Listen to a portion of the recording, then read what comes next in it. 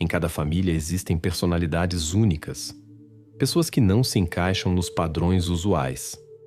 Às vezes, isso cria certa tensão dentro da família, pois nem todos estão prontos para aceitar alguém que é diferente da maioria.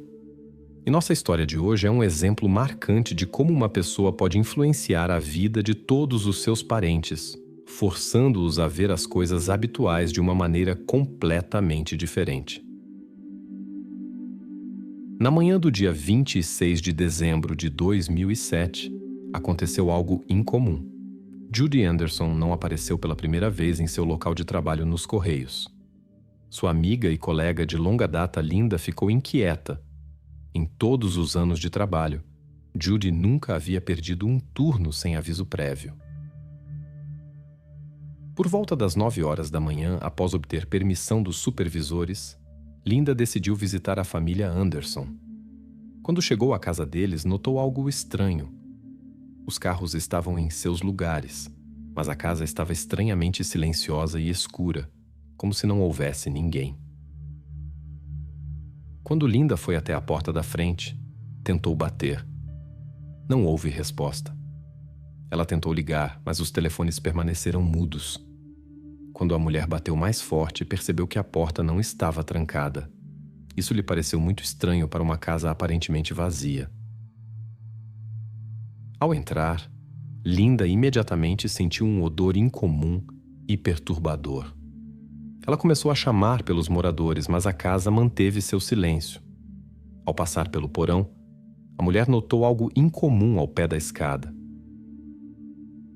Quando desceu para a penumbra do porão, viu um homem deitado. Inicialmente, pensou em intoxicação por monóxido de carbono e quis ajudar, mas ao se aproximar, percebeu a gravidade da situação. Na escuridão do porão, ela pôde ver que havia mais pessoas lá. Linda não tinha celular consigo. Com mãos trêmulas, ela discou 911 do telefone fixo dos Anderson. Ela relatou o incidente. Os policiais chegaram por volta das 9h30 da manhã e determinaram que a situação era muito mais séria do que Linda havia suspeitado. No porão estavam Scott com sua esposa e seus 2 filhos. No celeiro encontraram os Anderson mais velhos, Judy e Wayne. Este incidente abalou a tranquila cidade de Carnation, no estado de Washington, onde normalmente só ocorriam pequenas infrações. Por volta das 11 horas da manhã, enquanto os especialistas trabalhavam no local, apareceram Michelle, filha de Judy, e Wayne, com seu namorado Joseph. Eles estavam a caminho de seu trailer. Os investigadores naturalmente quiseram falar com eles. Os investigadores imediatamente desconfiaram do comportamento incomum dos jovens. A área da fazenda estava isolada pelas autoridades policiais, indicando um incidente sério. Havia fitas de isolamento por toda parte, mas estranhamente nem Michelle nem seu companheiro Joseph demonstraram preocupação. Não fizeram perguntas sobre os acontecimentos na propriedade dos pais e não demonstraram interesse pelo destino de seus parentes, como se nada daquilo lhes dissesse respeito.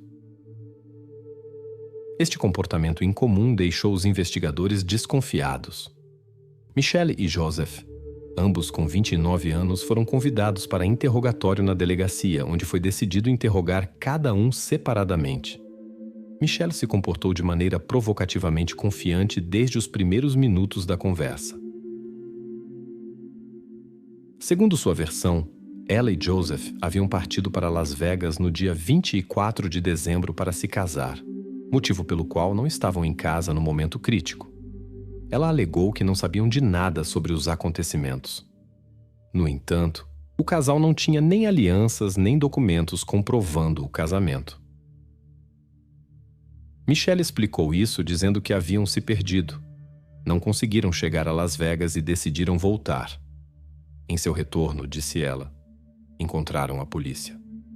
Joseph, por outro lado, parecia visivelmente perturbado e logo não aguentou mais a pressão. Ele foi o primeiro a confessar o ato e mostrou arrependimento sincero. Joseph não conseguiu conter as lágrimas e se descreveu como uma pessoa terrível. Michelle resistiu por mais tempo, mas depois também admitiu seu envolvimento no incidente. O casal concordou em ajudar nas investigações. O mais importante era encontrar provas significativas. Os jovens mostraram o local onde haviam escondido 2 objetos relacionados ao crime. Após o incidente, eles eliminaram as evidências jogando-as no rio que corria próximo à cidade. O casal levou os investigadores ao local exato e os trabalhos de busca começaram. Uma equipe de mergulhadores encontrou evidências materiais importantes que foram posteriormente enviadas para análise. A perícia confirmou a relação dos objetos encontrados com o incidente, no qual 6 pessoas foram prejudicadas. A história desta família começou muito antes da tragédia. Wayne Anderson, de 60 anos, trabalhava como engenheiro na Boeing. Ele cresceu em uma fazenda em uma família completa. Wayne se destacava por sua determinação, buscava boa educação e uma carreira de sucesso. Seus sonhos começaram a se realizar bastante rápido. Wayne trabalhava arduamente e não negligenciava sua vida pessoal. O primeiro relacionamento se mostrou mal sucedido e terminou rapidamente. Então Judy entrou em sua vida, a quem ele considerava uma alma gêmea. Juntos, formaram uma família maravilhosa, da qual ambos se orgulhavam sinceramente. Até 2007, seu casamento já durava 31 anos. O casal levava uma vida equilibrada em sua fazenda. Judy Anderson, de 60 anos, trabalhava nos Correios. Desde sua juventude, sonhava com uma família estável e filhos. O encontro com Wayne a ajudou a realizar esses sonhos. A casa dos Anderson sempre foi um ponto de encontro para os vizinhos. Aqui eram frequentemente realizadas reuniões festivas e churrascos. Dezembro de 2007 deveria ser mais uma ocasião para um encontro aconchegante. Em 3 décadas de casamento, a família Anderson teve 3 filhos: Mary, Scott e Michelle. A mais velha, Mary, já havia se estabelecido em North Bend naquela época. Ela vivia principalmente focada em seu desenvolvimento profissional. Nessa época, ela estava doente e planejava visitar sua família mais tarde quando estivesse melhor. O filho do meio, Scott, de 32 anos, havia formado uma família estável com Erica, de 30 anos. Eles criavam 2 filhos, Olivia, de 5 anos, e Nathan, de 3 anos. Scott morava a meia hora da casa dos pais e conciliava com sucesso sua carreira como trabalhador da construção civil com o papel de pai carinhoso, enquanto Erica tornava seu lar aconchegante. A mais nova, Michelle, de 29 anos, sempre se destacou por seu caráter peculiar. Desde os tempos de escola, era considerada difícil e frequentemente se envolvia em conflitos com outros.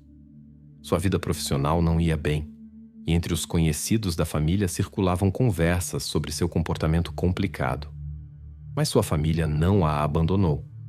Irmão e irmã perdoavam seu temperamento, e os pais acreditavam em um futuro melhor para sua filha. A vida pessoal de Michelle também não era fácil. Seu último relacionamento com Joseph McEnroe, de 29 anos, durou cerca de 5 anos. Após se conhecerem online, começaram um relacionamento à distância e depois foram morar juntos. Devido à falta de educação e renda instável, o casal teve que viver em um trailer. Essa era sua única opção de moradia acessível em 2004. Os vizinhos notavam o comportamento incomum do casal.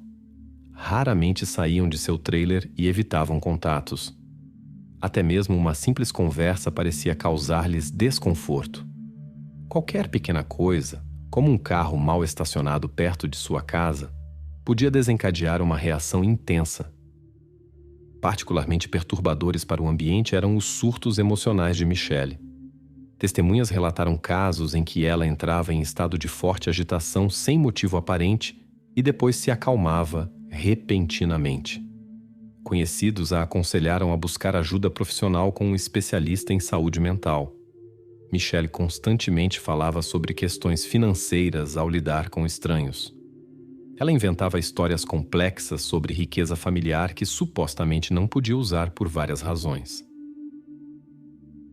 A aparência externa do casal provocava sentimentos mistos nas pessoas.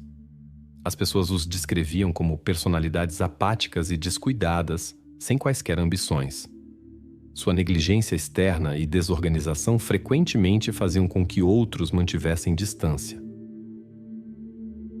Em seu relacionamento, Michelle claramente ocupava a posição dominante. Ela controlava completamente o comportamento de Joseph e até falava por ele. Ela se apresentava como alguém especial em comparação com a família Anderson e constantemente enfatizava sua excepcionalidade, apesar de seu estilo de vida atual. Este comportamento criava tensões nas relações familiares. Michelle ou fantasiava sobre a riqueza dos Anderson ou falava sobre sua infância difícil. Ela descrevia vividamente como seu pai usava violência desde seus primeiros anos e sua mãe exercia pressão psicológica. Ela alegava ter deixado a casa dos pais porque não podia ficar lá e começou uma vida independente. Assim, ela e Joseph acabaram no trailer. Apesar das relações difíceis, os vizinhos regularmente notavam Judy visitando sua filha todo mês. A mãe sempre trazia muitos alimentos e tentava ajudar sua filha. O comportamento da mulher era amigável e calmo, o que não correspondia em nada às histórias de Michelle sobre sua infância difícil. Em resposta, a filha frequentemente mostrava desrespeito e levantava a voz, apesar do cuidado de sua mãe. Uma conhecida do casal descreveu sua casa móvel como um lugar pouco adequado para uma vida confortável. O trailer estava em estado lamentável, mobília mínima, aparelhos que não funcionavam, janelas danificadas com remendos provisórios. Os moradores usavam película escura que mal deixava passar a luz do dia. Michelle explicava que as janelas eram intencionalmente cobertas com película para esconder o interior de olhares estranhos.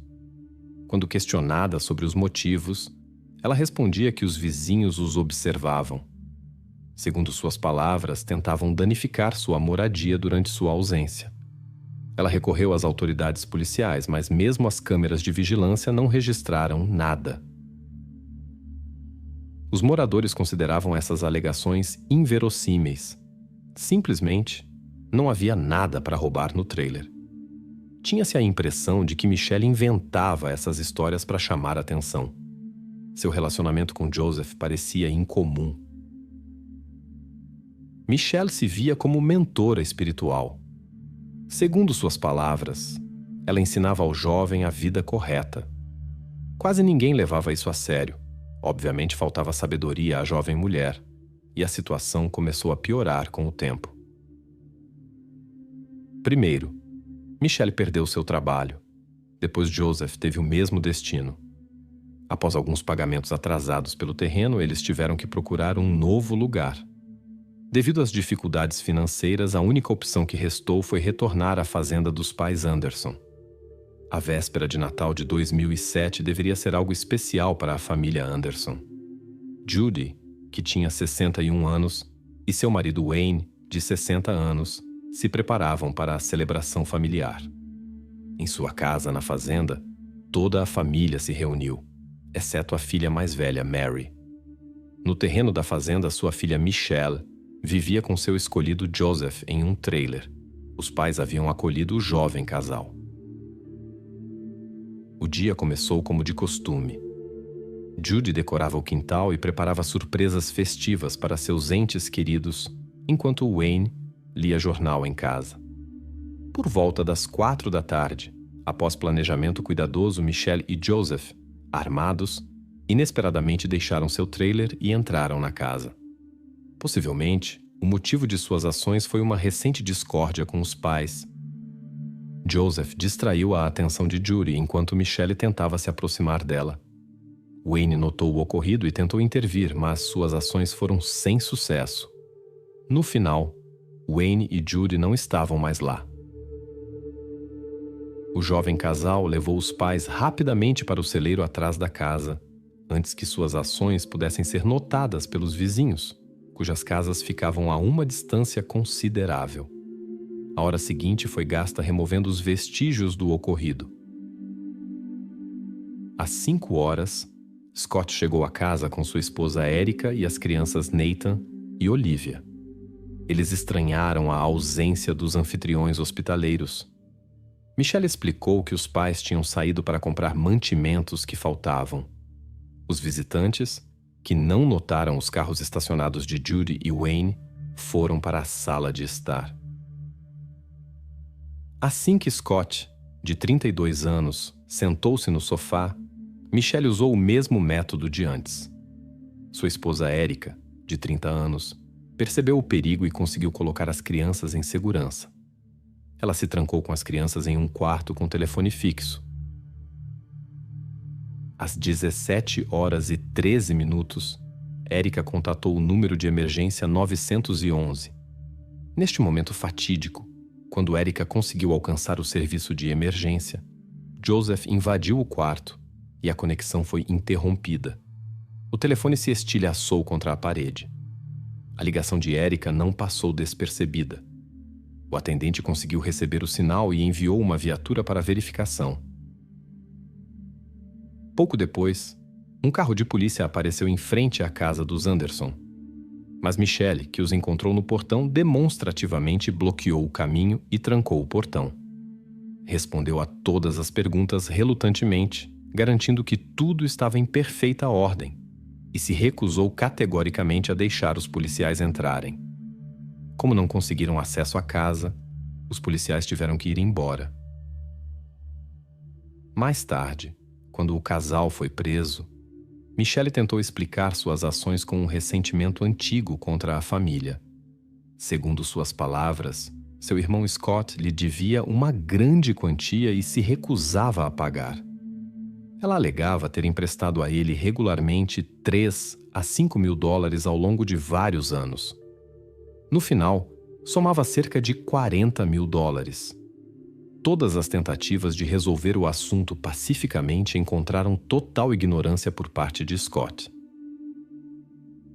Quando Michelle procurou seus pais por apoio, eles também recusaram. Isso criou nela um profundo ressentimento. Adicionalmente, ela relatou anos de opressão por seu pai, e sua mãe supostamente havia começado recentemente a cobrar taxas de estacionamento pelo trailer no terreno da fazenda familiar. Michelle estava indignada com a exigência de pagar pelo estacionamento de seu próprio trailer na propriedade dos pais. Mas ninguém acreditava em suas palavras. Todos os conhecidos do casal sabiam muito bem que Joseph e Michelle simplesmente não tinham tais meios para emprestar 3 a 5 mil dólares ao irmão, que tinha uma boa renda e não precisava de empréstimos. A história da dívida de 40 mil dólares parecia extremamente inverossímil. Também ninguém acreditava que os pais, que conheciam as dificuldades financeiras do casal, cobrariam aluguel. A família Anderson era conhecida por sua hospitalidade. Eles receberam Michelle e seu escolhido de bom grado, ajudavam com alimentos e nunca cobravam dinheiro por isso. Durante os interrogatórios, Michelle, de 29 anos, constantemente mudava seus depoimentos e tentava se apresentar como vítima cada vez. Finalmente, confessou que o motivo de suas ações era inveja de seu irmão, de seu bem-estar familiar e seus sucessos na carreira.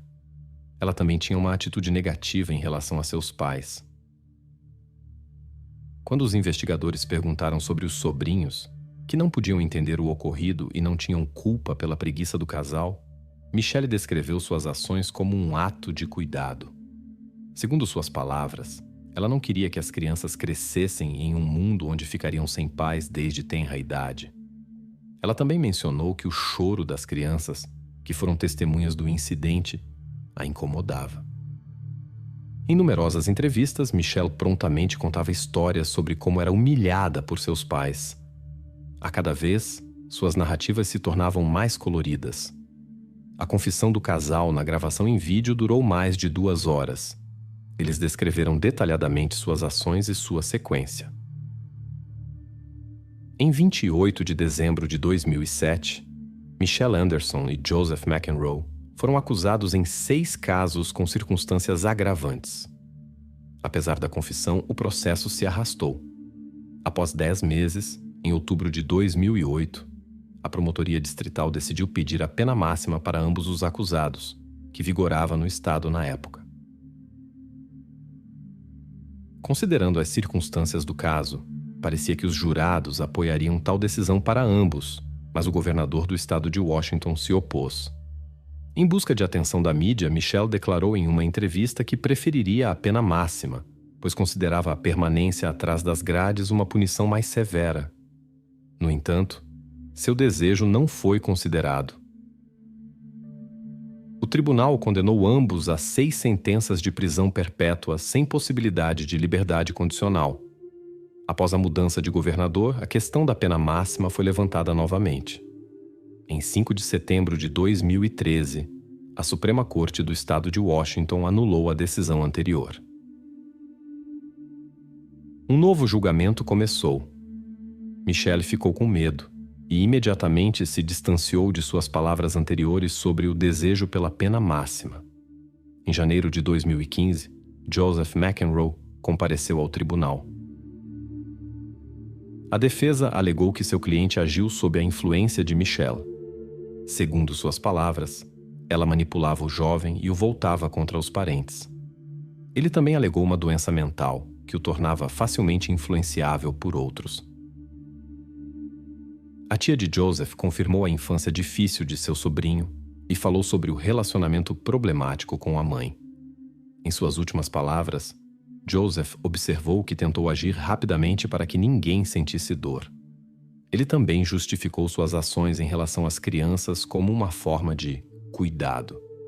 Em março de 2015, o julgamento de Joseph terminou. Os jurados o consideraram culpado em todas as acusações. Na sessão final, o acusado continuou demonstrando sua vulnerabilidade, até mudando sua maneira de falar e se comportar. O promotor chamou a atenção do tribunal para essas tentativas de influenciar a decisão dos jurados. Como os jurados não chegaram a uma opinião unânime sobre a pena máxima, Joseph foi condenado à prisão perpétua sem possibilidade de liberdade condicional para cada episódio comprovado. Em janeiro de 2016, 8 anos após o incidente, ocorreu o julgamento de Michelle Anderson. A promotoria decidiu não pedir a pena máxima. Esta decisão foi condicionada pela sentença de Joseph. A legislação do estado exigia uma abordagem uniforme para participantes com o mesmo grau de responsabilidade. Michelle e Joseph eram considerados cúmplices, portanto foi considerado ilegal buscar uma punição mais severa para ela. Ao ouvir isso, Michelle caiu em lágrimas e expressou profundo arrependimento pelo ocorrido, falando da impossibilidade de mudar algo. O promotor, no entanto, apontou que sua performance emocional era apenas uma tentativa de reduzir a sentença.